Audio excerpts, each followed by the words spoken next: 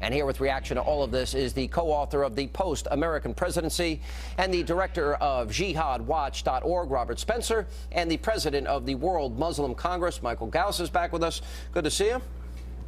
When you put all of this together for me, this seems to me not only like a guy we shouldn't be paying for his trip to the Middle East as a representative of the United States. Sounds to me like somebody who ought to be investigated. Oh, absolutely, Sean. This guy, look, everybody should just read his book, What's Right with Islam. So there you go, Faisal Abdul Rauf. I'm plugging your book.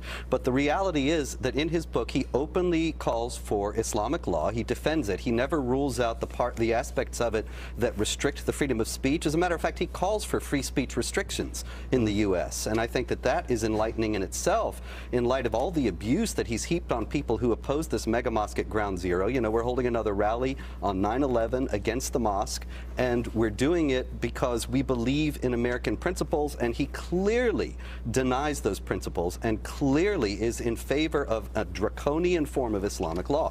Michael, is there anything here that you know, not condemning Hamas, anything that bothers you about this Imam? Well, I think Imam Faisal Rauf said something very interesting. He's a bridge builder. As Americans, we need to think about it. Forget the bridge building stuff. I'm not interested in that. I mean, what about, is America an accessory to 9/11, Michael?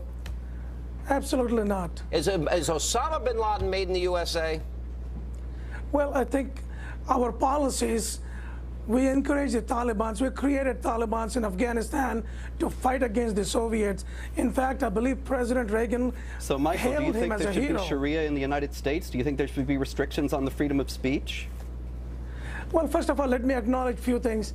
It's so good for Fox News as a service to the United just asked a States. question. Michael, we don't have a lot of time. Answer his question.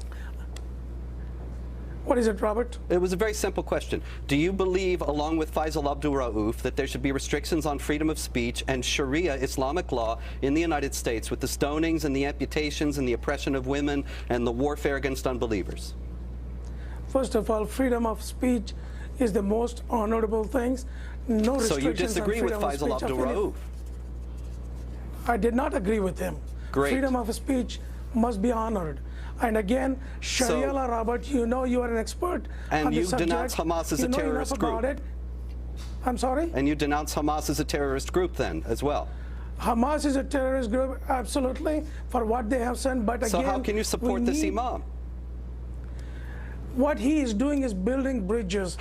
We By as lying? United States, no, he's not lying.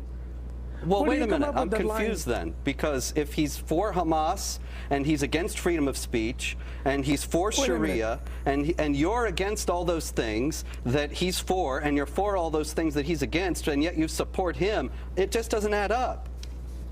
Robert, he is not for Hamas. What he is, He wouldn't reserving condemn a Hamas. judgment. Yeah, that's fine. Why? But that's his choice. Why? His choice.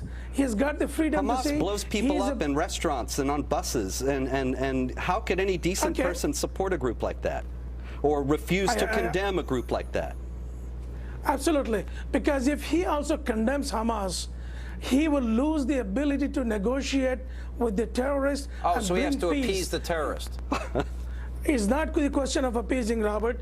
It is the question of understanding and dealing with them. You cannot deal with people if you accuse them, if you tell them wrong things. You can't negotiate with terrorists, Michael. You got to. So he No, can't. we can negotiate with terrorists.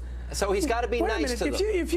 If you push the terrorists to the corner, they don't have many options. Yeah, I don't want to give them any options at all. I want them to stop doing what they're doing. And I support people who do anything in their power to neutralize the terrorists. We got to your run. Policies, Robert, your policies have not worked in 50 years, and they will not work. We need to work a new policy of relating with people. This is the problem of dishonesty and dissimulation that we have with all these. Now, tomorrow night we're going to have a special report on this Imam. I won't tell you about it now, but we've done some investigative work, and we will tell you about that tomorrow. Thank you for being with us. Appreciate it.